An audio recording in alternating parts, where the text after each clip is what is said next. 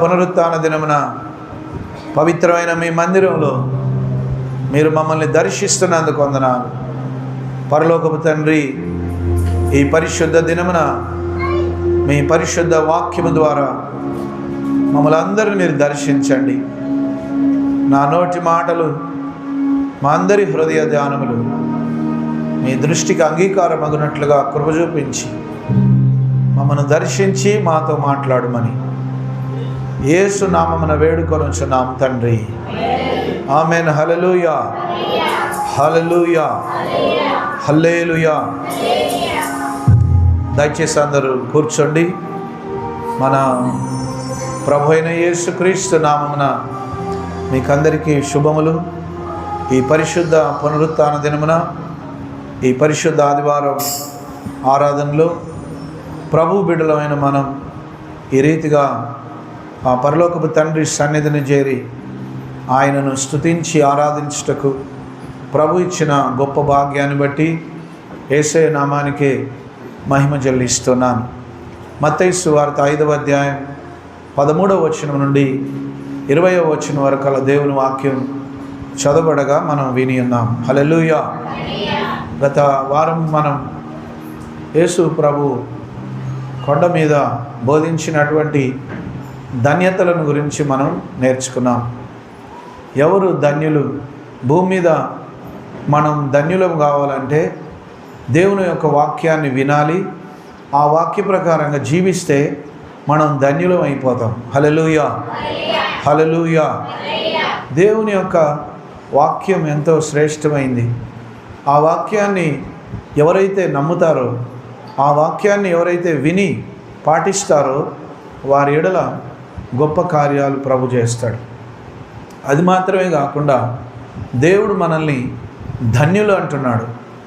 ధన్యులు ఎందుకు అంటున్నాడంటే, ఈ లోకంలో చాలామంది తమకు తాము సమర్పించుకొని తగ్గించుకొని లోకాశలను విడిచిపెట్టి పాపమును విడిచిపెట్టి పరిశుద్ధముగా, నీతిగా, న్యాయంగా, వాక్యానుసారంగా జీవించేవారు ఎంతోమంది ఉన్నారు. వాళ్ళు మాత్రమే దేవుని యందు ధన్యులై ఉన్నారు.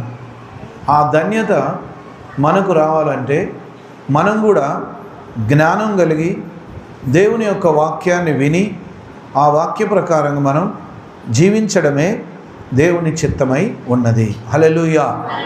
మత్తయి సువార్త 5వ అధ్యాయం 13వ వచనం. మత్తయి సువార్త 5వ అధ్యాయం 13వ వచనం. మీరు లోకమునకు ఉప్పై ఉన్నారు. ఉప్పు నిస్సారమైతే అది దేని వలన సారం పొందును? అది బయట పారవేయబడి మనుషుల చేత తొక్కబడుటకే కానీ మరి దేనికిని పనికిరాదు. హల్లెలూయా. యేసు ప్రభు కొండ మీద ఆయన దగ్గరికి కొన్ని వేల మంది ప్రజలు వచ్చినప్పుడు ఆయన బోధిస్తూ ధన్యతలను మాత్రమే కాకుండా ఇంకొక ముఖ్యమైన విషయాన్ని బయలుపరుస్తున్నాడు. మీరు ఈ లోకమునకు ఉప్పై ఉన్నారు. హల్లెలూయా. మనం ఏదైనా కారపు వస్తువు మనం వండుకునేటప్పుడు కారంతో పాటు ఖచ్చితంగా ఉప్పు వేస్తాం. హల్లెలూయా. ఉప్పు వేయకపోతే కారం మాత్రమే ఉంటుంది కాబట్టి మనకు నచ్చదు. ఒకవేళ కారం వేయకున్నా లేదా ఉప్పు వేయకున్నా చప్పగా ఉంటే మనం అసలే ముట్టం. ఎందుకంటే మన నోటికి రుచి కావాలంటే తప్పకుండా మనం ఉప్పు వేసుకుంటాం. అందుకే ఒక సామెత బయలుదేరింది, లోక సంబంధమైన సామెత ఏంటంటే, ఉప్పు అన్నదట అన్నీ వేసి చూడు, నన్ను వేసి చూడు అన్నదట. హల్లెలూయా. ఇప్పుడు అల్లం వెల్లిపాయ, కారం, పసుపు, ధనియాలు ఇంకా చాలా వేస్తాం. అన్నీ వేసి ఉప్పు వేయకుండా కూరని దించామనుకోండి, వడ్డించామనుకోండి, అందరూ ఏమంటారు? అసలు ఈ కూర ఏం బాగలేదు, ఈ కూర అసలే ఎందుకు బాగలేదు? అన్నీ వేసినాం కదా.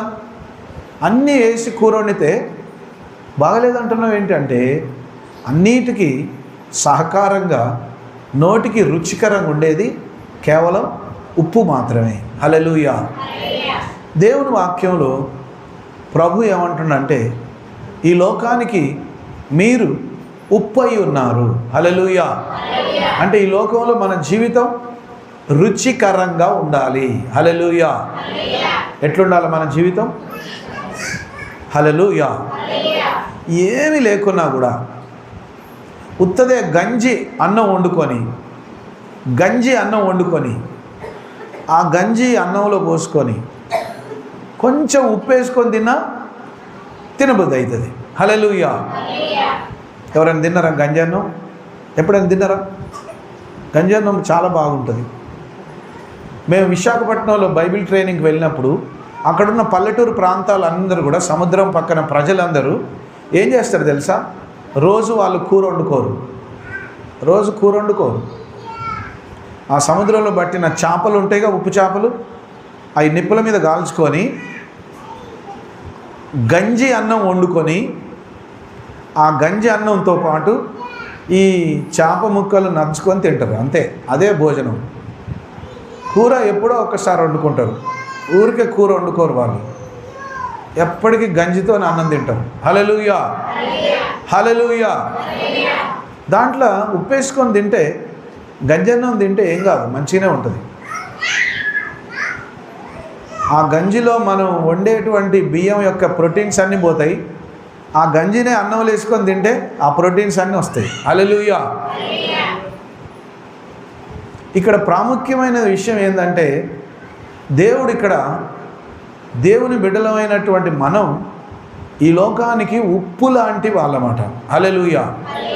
అంటే నీ జీవితం నీ ఇంటి పక్కన వాళ్ళకి, నీ బంధువులకు, నీ స్నేహితులకు, నీ తోటి వారికి, నీకు తెలిసిన వాళ్ళకి, తెలియని వాళ్ళకి అందరికీ ఉప్పేసినట్టు రుచికరంగా ఉండాలట. హల్లెలూయా. కొందరి జీవితం అలా ఉండదు.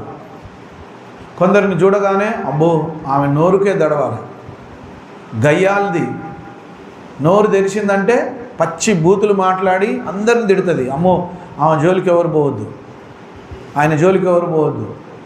అబ్బో వాళ్ళు కదిలిస్తే కొట్లాడకే దిగుతారు, కదిలిస్తే కథమే కొట్లాటే, అమ్మో వాళ్ళతో మనం పెట్టుకోలేము అనే సాక్ష్యం కలిగిన వాళ్ళు కూడా మహానుభావులు చాలామంది ఉన్నారు. హల్లెలూయా. దేవుడు ఏమంటాడంటే, మన యొక్క నోరు, మన జీవితం ఉప్పు వేసినట్లుగానే మధురంగా ఉండాలట. హల్లెలూయా. హల్లెలూయా. ఒకవేళ ఆ ఉప్పు తనకున్నటువంటి ఉప్పదనాన్ని పోయిందనుకోండి, అంటే ఉప్పు ఎంత వేసినా ఉప్పు సరిపోవట్లే, ఒక ప్యాకెట్ మొత్తం వేసినా ఉప్పు లేదనుకోండి, సప్పగానే ఉందనుకోండి, ఏమనుకుంటాం? ఈ ఉప్పు పనికిరాదిగా, ఉన్నదంతా తీసి బయటపడేస్తాం. ఎందుకు? దాంట్లో ఉప్పదనం లేదు, దాంట్లో సారం లేదు, అది తిన్నా కూడా రుచి లేదు, తీసి బయట పడేస్తాం. అట్లనే దేవుని బిడ్డలమైన మనం, మన జీవితం, మన ప్రవర్తన, మన క్రియలు, మన మాటలు, మన చూపులు, మన ప్రవర్తన, మన జీవితం ఉప్పు వేసినట్లుగా రుచికరంగా ఉంటేనే మనం దేవుని దయ పొందుకుంటాం. లేకపోతే దేవుని సన్నిధికి వస్తూ పాపం చేస్తున్నాం అనుకో, దేవుని సన్నిధికి వస్తూ సైతాను మార్గంలో ఉన్నామనుకో, దేవుని సన్నిధికి వస్తూ చుట్టా బీడి సిగరెట్ దాక్కుంటున్నాం అనుకో, దేవుని సన్నిధికి వస్తూ కళ్ళు, సారా, బీరు అన్నీ దాక్కుంటున్నాం అనుకో, దేవుని సన్నిధికి వస్తూ అబద్ధాలు ఆడుకుంటున్నాం అనుకో, దేవుని సన్నిధికి వస్తూ బూతులు ఆడుతున్నాం అనుకో, దేవుని సన్నిధికి వస్తూ పాపంలోనే ఉన్నాం అనుకో, నీ ప్రార్థన దేవుడు వినడు, నీ ప్రార్థనకు జవాబు కూడా రాదు. హల్లెలూయా.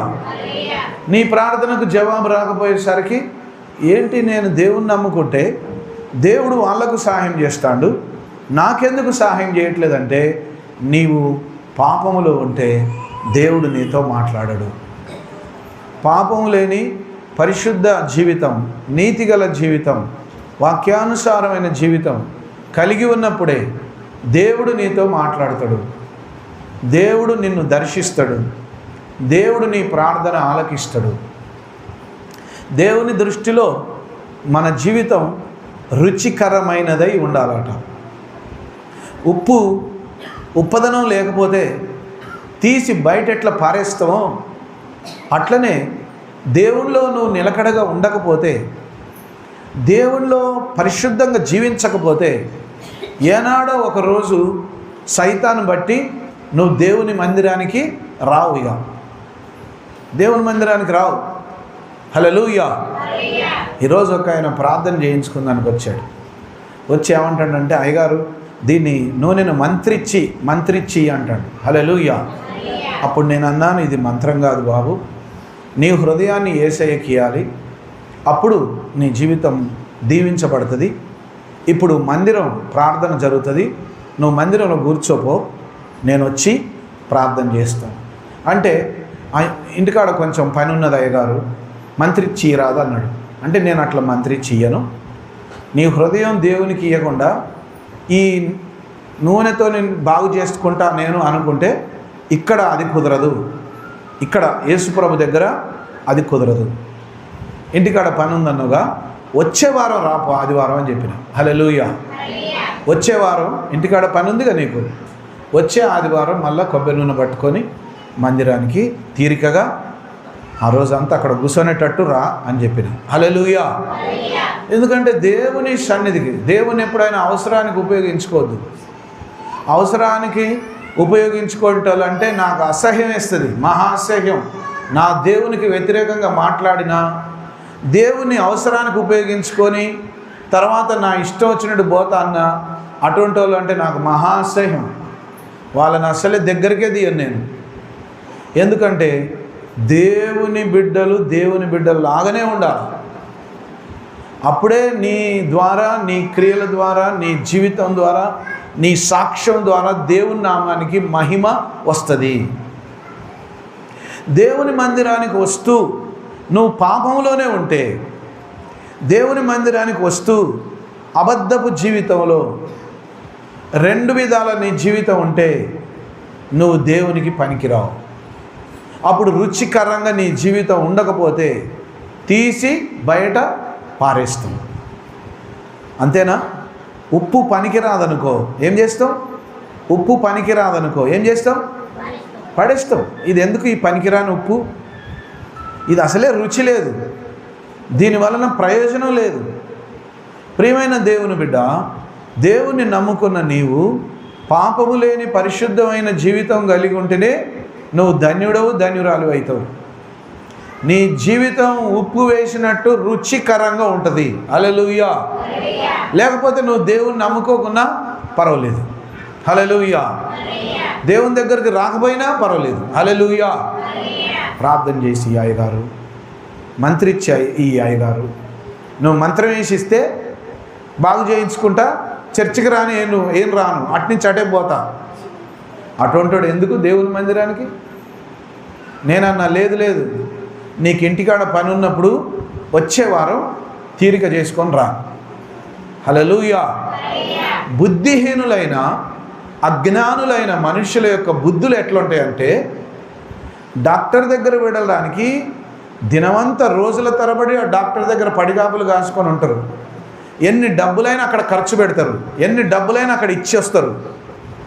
ఎన్ని రోజులైనా పలానా దగ్గర బాగు చేస్తాడంటే పోయి అక్కడనే ఉంటారు. ప్రభు దగ్గరికి రాగానే కొబ్బరి నూనె డబ్బా ప్రార్థన చేసి అని అంటారు. హల్లెలూయా. అందుకే దేవుని బిడ్డలు మీరు కూడా ఎవరు కూడా కొబ్బరి నూనె డబ్బా ప్రార్థన చేసి అని పట్టుకరావద్దు. నువ్వు దేవుని మందిరానికి వస్తేనే నీకు మేలు జరుగుతుంది. ప్రార్థన నూనెతోని దేవుడు నిన్ను ఒకవేళ బాగు చేస్తాడేమో, కానీ నీ ఆత్మ నశించిపోతుంది. కాబట్టి నువ్వు దేవుని దగ్గర రావాలి అని చెప్పాలి. హల్లెలూయా, హల్లెలూయా, హల్లెలూయా. ఎందుకంటే మన జీవితాన్ని దేవుడు ఉప్పు వేసినదిగా ఉండాలని కోరుకుంటాడు. పాపములో, చీకటిలో, మోసంలో, వ్యభిచారంలో, దొంగతనంలో, సిగరెట్లో, తాగుడులో, అపవిత్రతలో, సినిమాల్లో, షికారులో, బూతుల్లో, కొట్లాటల్లో, గొడవల్లో అటువంటి వాళ్ళు లోకంలోనే ఉండొచ్చు, దేవుని దగ్గర రానవసరం లేదు. హల్లెలూయా. నీతి మార్గం అనుసరించే వాళ్ళే దేవుని దగ్గరికి రాగలుగుతారు. సత్య మార్గాన్ని అనుసరించే వాళ్ళే దేవుని దగ్గరికి రాగలుగుతారు. మామూలు వాళ్ళు దేవుని నమ్ముకోలేరు. ఈ ధన్యత అందరికీ లేదట. పిలువబడిన వారు అనేకులు, ఏర్పరచబడిన వారు కొందరే. హల్లెలూయా. ఆ కొందరిలో మనం ఉన్నాం. కాబట్టి లోకంలో ఉన్న దేనికి కూడా బానిసలం అయిపోకుండా పరిశుద్ధంగా నీతిగా జీవిస్తే మన జీవితం ఉప్పు వేసినట్టు రుచికరంగా ఉంటుంది. హల్లెలూయా. ఇంకొక మాట, ఉప్పు ఎక్కువైంది అనుకోండి ఎట్లుంటుంది చెప్పాలా? అమ్మ, ఉప్పు ఎక్కువైంది అనుకోండి ఎట్లుంటుంది? ఉప్పు ఎక్కువైంది అమ్మ, ఉప్పు ఎక్కువైతే ఏమవుతుంది? ఇప్పుడే అనుకున్నాం కదా ఉప్పు వేస్తేనే బాగుంటుందని. ఉప్పు ఎక్కువైనా కష్టమేనట. హల్లెలూయా. కొందరు అంటారు నాకున్న తెలివి ఎవరికి లేదు, నేను పాట పాడినట్టు ఎవరు పాడలేరు, నేను సాక్ష్యం చెప్పినట్టు ఎవరు చెప్పలేరు. ఒక అమ్మ వస్తుంది, మాటేడు నుండి వచ్చింది సాక్ష్యం చెప్పడానికి.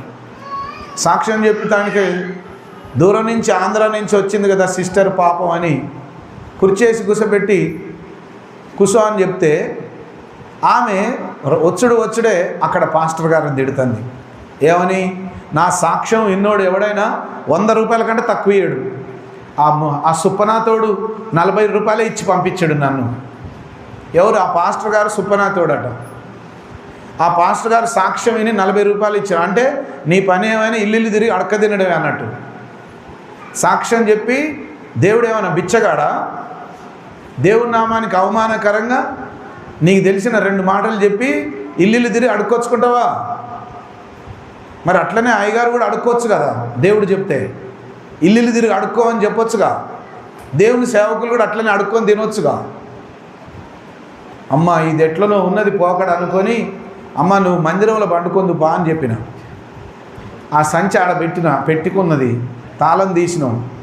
అటుపోయి ఇటు వచ్చేసరికి లేదు, సంచి లేదు, ఆమె లేదు. ఎడిపోయిందంట? ఒక మోషే దగ్గర పోయిందట. పోతే పోయిందిలే, దేవుని స్తోత్రం. రాత్రి మరి ఏం ఎత్తుకపోయేది తెలియదు. హల్లెలూయా. హల్లెలూయా. దేవుని నామమున మనం ఆయనకు మహిమ తెచ్చేటట్లుగా రుచికరంగా జీవితం ఉండాలంటే దీంట్లో కూడా ఉప్పు ఎక్కువైన వాళ్ళు ఉన్నారట. హల్లెలూయా. దీంట్లో ఎవరున్నారట? ఉప్పు ఎక్కువైతే కషం అయిపోతుంది, తిక్కమైపోద్ది. ఉప్పు ఎక్కువ వేసినా కూడా రుచికరంగా ఉండదు, పనికిరాదు. హల్లెలూయా. దేవుని బిడ్డలు ఎలా ఉండాలో అంతవరకే ఉండాలి. మరీ దేవుని యొక్క చిత్తానికి వ్యతిరేకంగా ప్రవర్తించకుండా జాగ్రత్తగా ఉండాలి. మరీ నాకే తెలివి ఉందని అతికి తెలివి చూపించద్దు. హల్లెలూయా. హల్లెలూయా. హల్లెలూయా. హల్లెలూయా.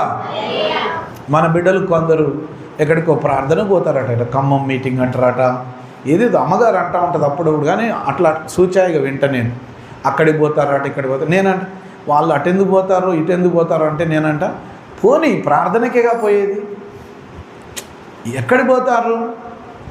దొంగతనానికి ఏం పోవట్లేగా, ప్రార్థనకే కదా. పోతే నష్టమే ఉంది?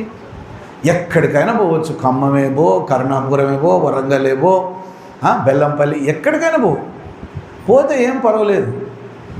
ఎక్కడికి పోయినా అదే ఆత్మానుభవం, అదే ప్రార్థన.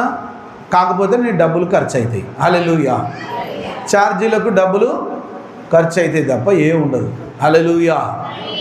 ఎంత దూరం పోయినా యేసు ప్రభు మా ఏమంటాడంటే నువ్వు మీ ఊర్లో అయ్యగారు ఉన్నాడుగా ఆడికి పో అంటాడు. హల్లెలూయా. ఒక ముసలమ్మకు కరణమ్మ అని పేరు పెట్టారు. ఆమె హైదరాబాద్లో చర్చికి పోయిందట. చర్చికి పోతే ఆమెకు దేవుడు మాట్లాడిండట, కళలు వచ్చి మాట్లాడిండ. మీ ఊర్లో చర్చి ఉన్నది కదా, ఆ అయ్యగారు చర్చికి పో, ఇంత దూరం నువ్వు రావాల్సిన అవసరం లేదు, అక్కడే ఆ చర్చికే పో, అక్కడ నువ్వు మంచిగా బాగుపడతావు అని చెప్పిండట. హల్లెలూయా. కొందరు ఏం చేస్తారంటే దేవుని నమ్ముకొని ఇక ఒకటే తిరుగుతూ ఉంటారు. ఆ ఊరికి ఈ ఊరికి, ఆ ఊరికి ఆ పట్టణానికి ఈ పట్టణానికి, ఆ చర్చికి ఈ చర్చికి తిరిగి తిరిగి తిరిగి తిరిగి లాస్ట్కు ఇంట్లోనే ఉంటారు. ఇక ఆదివారం చర్చికి పోరు వాళ్ళు. ఎందుకు? ఉప్పు ఎక్కువైంది. ఉప్పు ఎక్కువైతే ఏమవుతుంది? నేనే చేసుకుంటే ఇక అయ్యగారికి ఏమవచ్చు, నాకేవచ్చు అన్నీ. నేను ప్రార్థన చేస్తే అద్భుతం జరుగుతుంది, నేను ప్రార్థన చేస్తే తేలుగుంటే బాగవుతుంది, నేను ప్రార్థన చేస్తే దయ్యాలు పోతాయి, నేను ప్రార్థన చేస్తే గొప్ప కార్యాలు చేస్తాడు దేవుడు. ఇక అయ్యగారికి ఏముందిలే, కాబట్టి నేను ఇంట్లోనే చేసుకుంటా. హల్లెలూయా. కొంచెం అధిక తెలివి చూపించి దేవుని యొక్క సేవకుల మీద తిరగబడి దేవుని వాక్యానికి దూరమై దేవుని మందిరానికి దూరమై నశించిపోయిన ఉప్పెక్కువైన క్రైస్తవులు కూడా చాలామంది ఉన్నారు. హల్లెలూయా. కాబట్టి దేవుని బిడ్డలు అలా ఉండకూడదు. దేవుని బిడ్డలు ఎంతవరకు ఉండాలో అంతవరకే ఉండాలి. ఎంతవరకు దేవుని యొక్క చిత్తంలో స్థిరంగా ఉండాలో అంతవరకే ఉండాలి. హల్లెలూయా. సారం ఎక్కువైనా కష్టమే, నిస్సారం అయిపోయినా కష్టమే. హల్లెలూయా. హల్లెలూయా. హల్లెలూయా. ఇప్పుడు మనం వాడే ఉప్పు సన్న ఉప్పు ఉంటుంది కదా, ఇప్పుడు కొత్తగా రాక్ సాల్ట్ అని వచ్చింది, కొంచెం పింక్ కలర్లో ఉంటుంది. మనం వాడే తెల్లటి ఉప్పు కంటే రాక్ సాల్ట్ ఇంకా ఉప్పు ఎక్కువ ఉంటుంది. కాబట్టి మనం వాడే తెల్ల ఉప్పు ఉన్నది కదా, సాల్ట్ మెత్తటి ఉప్పు, అదేమో మనం ఒక స్పూన్ వేస్తే రాక్ సాల్ట్ సగం స్పూన్ వేస్తే చాలు, సగం. ఇదేమో తెల్ల ఉప్పు ఏమో స్పూన్ నిండా వేయాలి. రాక్ సాల్ట్ పింక్ కలర్లో ఉండేది సగం వేస్తే చాలు. ఎందుకు? దానికి ఉప్పదనం ఎక్కువ ఉంటుంది. ఉప్పదనం ఎక్కువ ఉన్నప్పుడు ఏం చేయాలి? తక్కువ వేయాలి. హల్లెలూయా. దేవుడు ఆత్మచేత నింపుతున్న కొద్దీ మనల్ని మనం తగ్గించుకోవాలి. దేవుడు కృపావరాల చేత నింపుతున్న కొద్దీ, ఆత్మలో బలం పెంచిన కొద్దీ మనల్ని మనం తగ్గించుకోవాలి. దేవుని సన్నిధిలో అందరి ముందు తగ్గించుకోవాలి. అందరి ముందు నువ్వు ఎక్కువగా దేవునిలో సంఘంలో వాడబడుతున్నావంటే నువ్వు ఇంకా తగ్గించుకోవాలి, ఇంకా సమర్పించుకోవాలి, ఇంకా నువ్వు తగ్గి ఉండాలి. అప్పుడు ఇంకా దేవుడు నిన్ను హెచ్చిస్తాడు. హల్లెలూయా. దేవుని వాక్యంలో అదే రాయబడి ఉంది. తనను తాను తగ్గించుకొనివాడు హెచ్చింపబడును, తనను తాను హెచ్చించుకున్నవాడు ఏమైపోతాడట? తగ్గిపోతాడు. నిన్ను నీవు హెచ్చించుకున్నావంటే నువ్వు పోతావు. నిన్ను నీవు హెచ్చించుకున్నావంటే నువ్వేమైపోతావు? తగ్గిపోతావు. నిన్ను నీవు తగ్గించుకున్నావు అనుకో, దేవుడు ఎక్కడ పోయినా నిన్ను హెచ్చిస్తాడు. హల్లెలూయా. కాబట్టి ఉప్పు తక్కువైనా కష్టమే, ఉప్పు ఎక్కువైనా కష్టమే, ఉండవలసినంత ఉంటే సరిపోద్ది. హల్లెలూయా. హల్లెలూయా. దేవుడు మన నుండి కోరుకున్నంత మనం ఉంటే చాలు. అధిక తెలివి వద్దు, అధిక తెలివి వద్దు. దేవుడు మనల్ని ఉండమని ఉన్నంత, ఎంతవరకు ఉండమని చెప్తాడో అంతవరకు ఉంటే సరిపోద్ది. ఎక్కువ తెలివి చూపించినా కష్టమే, అసలే తెలివి లేకుండా భయం భక్తి లేకుండా తిరిగినా కష్టమే. హల్లెలూయా. దేవునికి నిజమైన భక్తి చేస్తేనే నిన్ను కనికరిస్తాడు. దేవునికి నిజమైన భక్తి నువ్వు చేయకపోతే నీ మీద దయ చూపించడు. హల్లెలూయా. హల్లెలూయా. హల్లెలూయా. హల్లెలూయా. హల్లెలూయా. హల్లెలూయా. ఉప్పు నిస్సారమైతే అది దేని వలన సారము పొందును? అది బయట పారవేయబడి మనుషుల చేత తొక్కబడుటకే గాని మరి దేనికిని పనికిరాదు. మీరు లోకమునకు వెలుగై ఉన్నారు. హల్లెలూయా. హల్లెలూయా. హల్లెలూయా. హల్లెలూయా. మనం లోకానికి ఏమై ఉన్నామట? వెలుగై ఉన్నామట. యేసు ప్రభు శిష్యులతో అన్నాడు, మీరు లోకమునకు వెలుగై ఉన్నారు.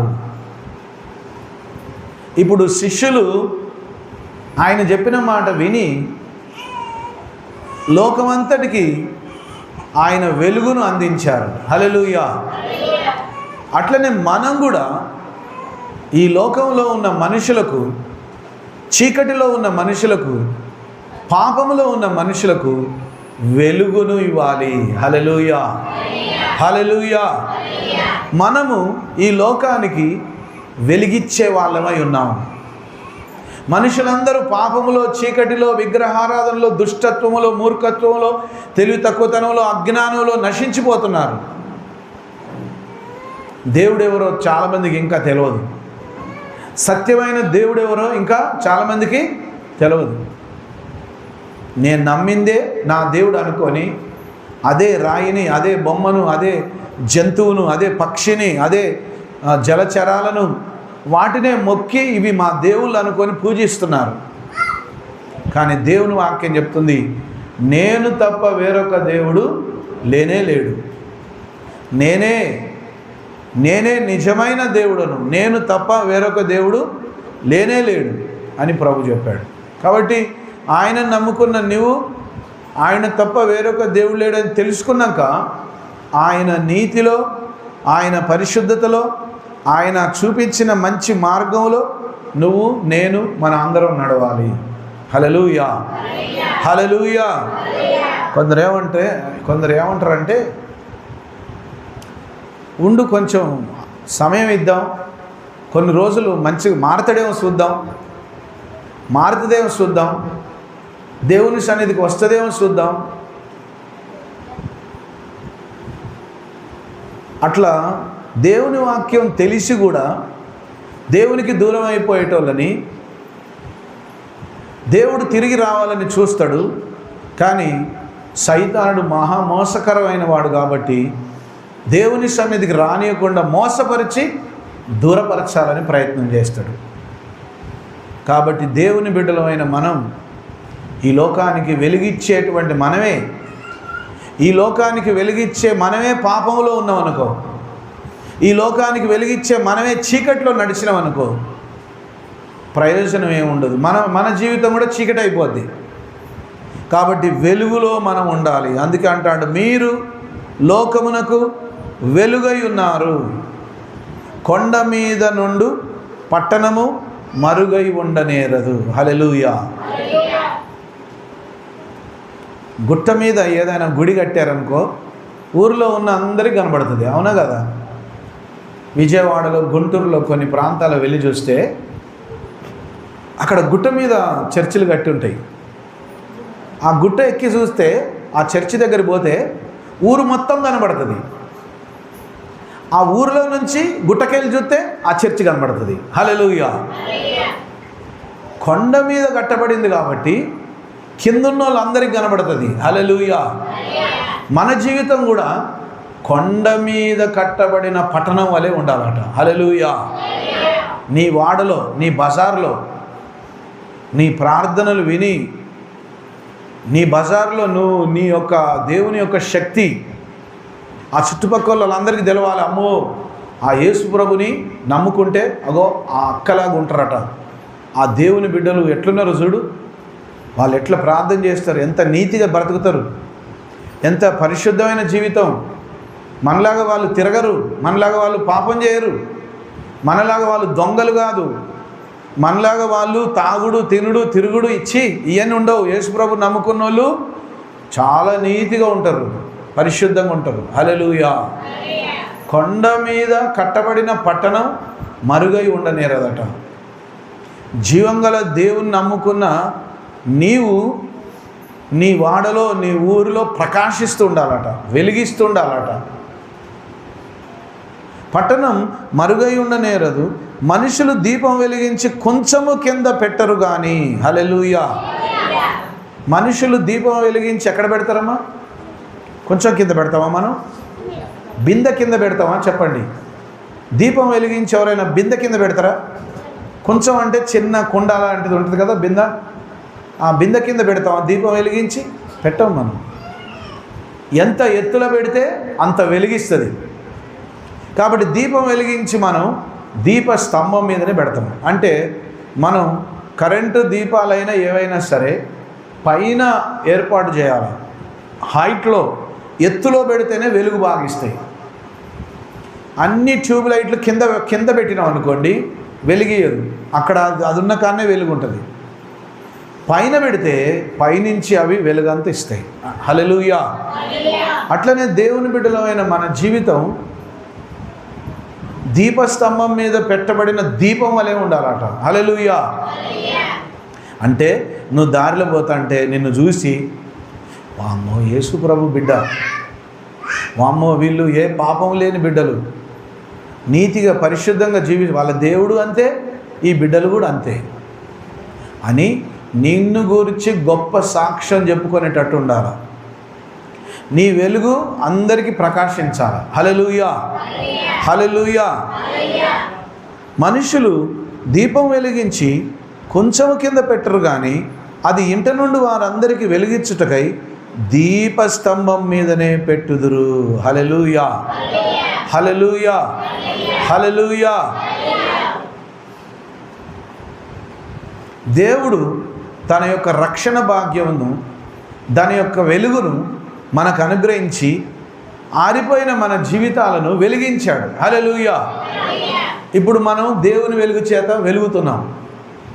ఇప్పుడు మనం అందరిలాగా తాయెత్తుల మీద నమ్మకం పెట్టడం, రోజుల మీద నమ్మకం పెట్టడం, వాస్తు మీద నమ్మకం పెట్టడం, ఇంకే నమ్మకాలు లేవు. ఏంటిది నీ నమ్మకం? నా దేవుడు గొప్పవాడు, అన్నీ ఆయనే చూసుకుంటాడు. ఏ అంతరం కట్టుకోని అవసరం లేదు, ఏ తాయెత్తు వేసుకొని అవసరం లేదు, ఇంట్లో ఏం బాగులు చేయించుకో అవసరం లేదు. యేసయ్య నమ్ముకున్నా ఆయన నాలో ఉన్నాడు, నా ఇంట్లో ఉన్నాడు. హల్లెలూయా. యేసయ్య నీ ఇంట్లో ఉంటే వెలుగు నీ ఇంట్లో ఉన్నట్టే. హల్లెలూయా. కాబట్టి వెలుగు సంబంధాలు వెలుగులోనే నడవాలి. లేకపోతే చీకటిలో నడిస్తే దేవుడు నిన్ను సహించలేడు. దేవుడు వెలుగై ఉన్నాడు. ఆయన వెలుగు నీలో ఉంటేనే నువ్వేమైనా పనికొస్తావు.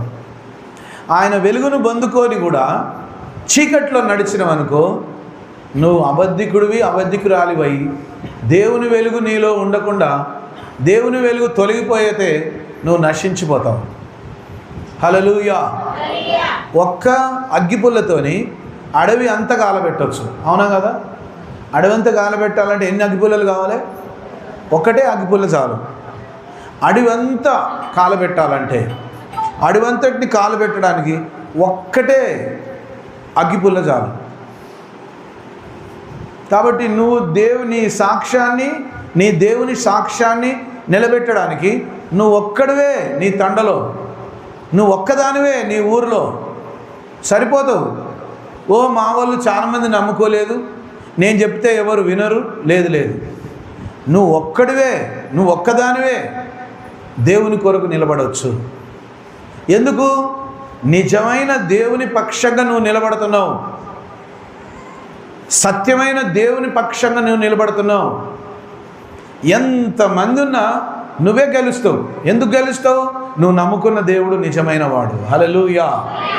నువ్వు నమ్ముకున్న దేవుడు సత్యమైన దేవుడు. నేను ఒక్కదాన్నే ఉన్నా మా ఊరిలో, నమ్ముకున్న వాళ్ళు మా ఊర్లో ఎవరు లేరు, నా మాట ఎవరు వినరంటే లేదు. నువ్వు బలంగా ప్రార్థన చేస్తే నువ్వు ఒక్కడివే చాలు, నువ్వు ఒక్కదానివే చాలు. ఒక్క అగ్గిపుల్లతో నువ్వు అడవంత ఎట్లా తగలబెట్టొచ్చో, నీలో ఉన్న దేవుని వెలుగు అది ఖచ్చితమైన వెలుగైతే, పవిత్రమైన దేవుని వెలుగైతే ఆ వెలుగు దగ్గరికి అందరూ వస్తారు. హల్లెలూయా. నీలో ఉన్న వెలుగును చూసి అనేక మంది నమ్ముకుంటారు. అందుకే అంటాడు, మనుషులు దీపం వెలిగించి కొంచెం కిందనో లేదా మంచం కిందనో ఇంకెక్కడో పెట్టరు, కానీ ఇంటిలో ఉన్న అందరికీ వెలిగించుటకై దీపస్తంభం మీదనే పెట్టుదురు. హల్లెలూయా, హల్లెలూయా, హల్లెలూయా, హల్లెలూయా, హల్లెలూయా, హల్లెలూయా, హల్లెలూయా, హల్లెలూయా. కాబట్టి మన జీవితం కూడా నీ బంధువుల ముందే కానీ, నీ పాలోళ్ళ ముందే కానీ, నీ స్నేహితుల ముందే కానీ, నీ ఊరి ప్రజల ముందే కానీ అందరికీ వెలిగించేటట్లుగా మన జీవితం ఉండాలని ప్రభు ఆజ్ఞాపిస్తున్నాడు. మనుషులు మీ సత్క్రియలను చూచి, హల్లెలూయా. ఏం చూసమ్మా? ఇక్కడ చెప్తాడు, అమ్మా ఏం మంచిగా ఉండాలట చెప్పండి. మన ఏం మంచిగా ఉండాలట?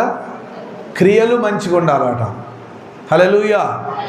ఏం మంచిగా ఉండాలి? క్రియలు మంచిగా ఉండాలి.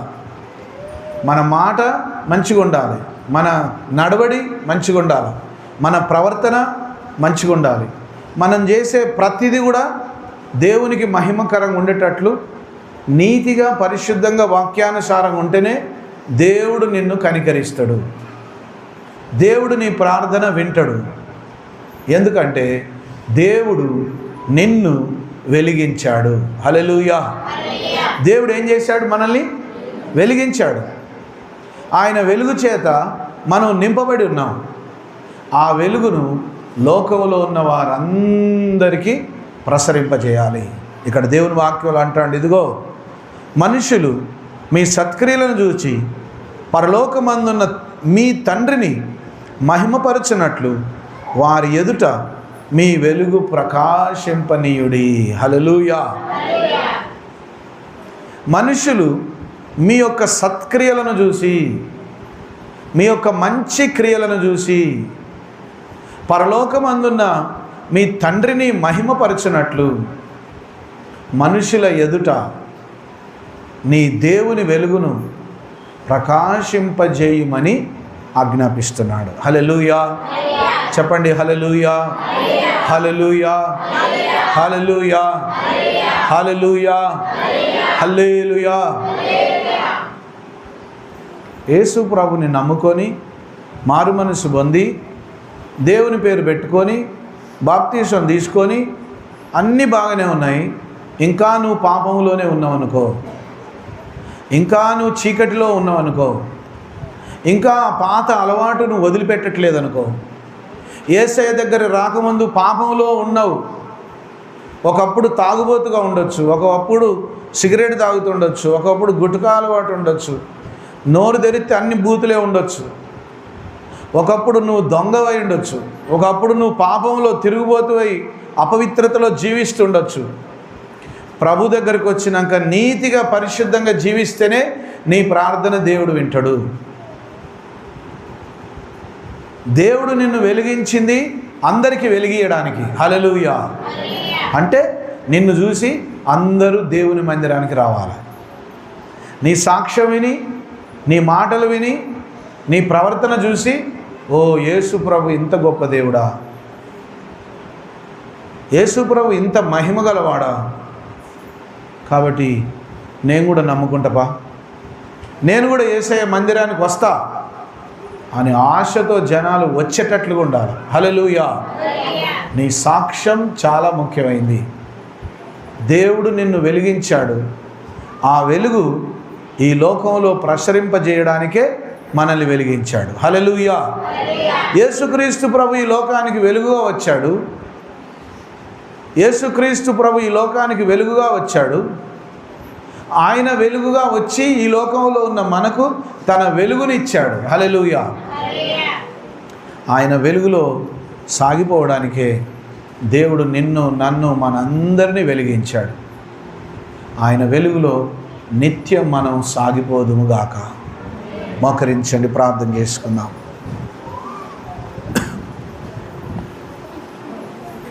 అందరూ మోకరించి, ప్రభువా నా జీవితం ఈ లోకంలో ఉప్పు వేసినట్లుగా ఉండే భాగ్యం దయచేయి.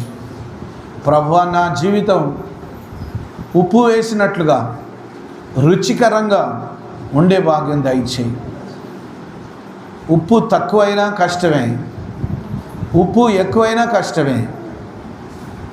ఉప్పు వేసినట్లుగా వాక్యానుసారంగా పరిశుద్ధమైనదిగా దైవ చిత్తానుసారమైనదిగా రుచికరమైనదిగా నా జీవితం ఉండే భాగ్యం దయచేయి. ప్రభువా నేను అందరికీ మేలుకరంగా ఉండే భాగ్యం దయచేయి. నా జీవితం, నా సాక్ష్యం రుచికరమైనదిగా ఉండే భాగ్యం దయచేయి. ప్రతి ఒక్కరూ మనసారా దేవుని ప్రార్థించండి. ప్రభువా నాకు సహాయం చేయి తండ్రి. నా జీవితం అందరికీ వెలిగించేదిగా ఉండాలి. నా జీవితం ఉప్పేసినట్టుగా రుచికరంగా ఉండాలి. ప్రభువా నన్ను బలపరచుమని ప్రభు సన్నిధిలో ప్రార్థన చేయి. ఉదయకాలం ప్రభు నీతో మాట్లాడుచున్నాడు. ప్రభువా నాకు సహాయం చేయి. ప్రభువా నా జీవితం ఉప్పు వేసినట్టు రుచికరంగా ఉండే భాగ్యం దయచేయి. ప్రియమైన దేవుని బిడ్డ, నీ జీవితం ఉప్పు వేసినట్టుగా రుచికరంగా ఉండాలని ప్రభు నిన్ను పిలుస్తున్నాడు. దేవునికి నచ్చనివి, దేవునికి ఇష్టం లేనివి, దేవుని వాక్యానికి వ్యతిరేకమైనవి నువ్వు ఒకవేళ చూసినా, ఒకవేళ కనపడ్డా, ఒకవేళ వినపడ్డా, ఒకవేళ నిన్ను ఆ చెడ్డ క్రియలు నిన్ను పిలిచినా, నేను దేవుని బిడ్డను, నేను యేసయ్య బిడ్డను, నా జీవితం ఈ లోకానికి ఉప్పుగా ఉండాలని దేవుడు నన్ను పిలిచాడు, కాబట్టి నేను సారవంతమైన ఉప్పు వలె రుచికరమైన జీవితం జీవిస్తా ప్రభు కొరకని ఈ దినం ప్రభుకు నిన్ను నీవే సమర్పించుకో. ప్రభువా నాకు సహాయం చేయి తండ్రి, ప్రభువా నన్ను బలపరచు దేవా, నా జీవితం ఉప్పు వేసినట్లుగా మధురంగా ఉండే భాగ్యం దయచేయి, రుచికరంగా ఉండే భాగ్యం దయచేయి ప్రభువా. అటువంటి జీవితం నాకు దయచేయి. నా జీవితంలో నీ చిత్తానికి వ్యతిరేకమైనవి ఏవి కూడా ఉండకూడదు ప్రభువా. నీ వాక్యానికి విరుద్ధమైనవి నాలో ఉండకూడదు ప్రభువా. ఈ లోకంలో నన్ను అందరికీ వెలిగించుటకై నన్ను వెలిగించావు ప్రభువా. ఈ లోకానికి నేను వెలుగుగా ఉండే భాగ్యం దయచేయి. నీ సాక్ష్యం చెప్పడం ద్వారా, నీ ప్రేమను ప్రకటించడం ద్వారా, నీ వెలుగును అనేకులకు అందించి అనేకులను నీ వద్దకు నడిపించే భాగ్యం నాకు దయచేయి. నా మాటలు ఉప్పు వేసినట్లుగా మధురంగా ఉండాలి. నా సాక్ష్యం, నా జీవితం, నా ప్రవర్తన అనేకులకు మాదిరికరంగా ఉండి నీవిచ్చిన వెలుగుతో అనేకులను వెలిగించే భాగ్యం నాకు దయచేయి. నేను పాపములో, చీకటిలో, సైతాను యొక్క మాయలో నశించిపోకుండా నీ వెలుగులో, నీ పరిశుద్ధ జీవితంలో నీవిచ్చినటువంటి సాక్ష్యం కాపాడుకుంటూ, నువ్వు వెలిగించిన వెలుగును కాపాడుకుంటూ ఈ లోకంలో మనుషుల ముందు నా క్రియల ద్వారా, నా ప్రవర్తన ద్వారా నీ యొక్క మంచి క్రియలను ప్రత్యక్షపరిచి నీ నామానికి మహిమ తెచ్చేటట్లుగా, నీ నామానికి ఘనత తెచ్చేటట్లుగా, నీ నామాన్ని మహిమపరిచేటట్లుగా నేను జీవించే భాగ్యం నాకు దయచేయండి. ప్రభువుకు నిన్ను నీవే సమర్పించుకో ఈ దినం. ప్రభువుకు నిన్ను నీవే అప్పగించుకో ఈ దినం. ప్రభు నీతో మాట్లాడుచున్నాడు. యేసయ్య నీతో మాట్లాడుచున్నాడు. యేసయ్య, నేను ఈ భూమి మీద బ్రతికినంత కాలం నా జీవితం ఉప్పు వేసినట్లుగానే మధురంగా జీవిస్తా ప్రభువా.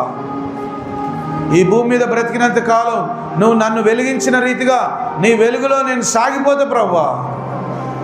నీవిచ్చిన వెలుగును అనేకులకు నేను ప్రసరింపజేస్తా ప్రభువా. నీ సాక్షిగా నన్ను వాడుకో. నీ వెలుగుమయమైన జీవితం నాకు దయచేయి. పాపములో, చీకట్లో పడిపోకుండా నాకు సహాయం చేయి ప్రభువా.